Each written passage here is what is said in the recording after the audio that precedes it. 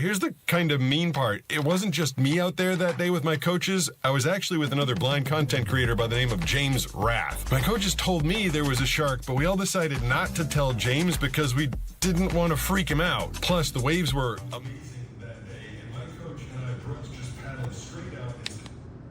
This is how I find out. In 2022, I was in San Diego while filming my travel documentary series when we decided to meet up with Pete Gustin, not only for an interview, but to catch some waves. Now, as I've mentioned before, This is me surfing. I'm not a surfer. not only had it been a few years since I'd surfed, but I was also bouncing back from a little illness that was plaguing me for a few months, and it really did impact my immune system and my breathing, but doing a lot better today. However, at the time, even though it was my best performance, there was no way I was going to give up the opportunity to surf with the legendary voice actor and blind surfer Pete Gustin.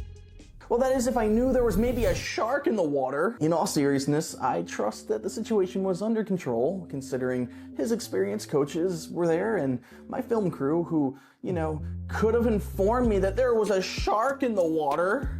That is, if my camera guy Nick was even paying attention. I say that with love.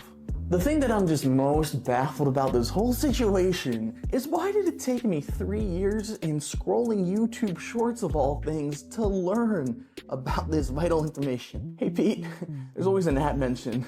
Okay, let's be optimistic about this whole experience. I can now say I've surfed with a shark, or I've wiped out and ate sand with a shark, I guess. You know what, I'm just gonna stick to the wave pool next time.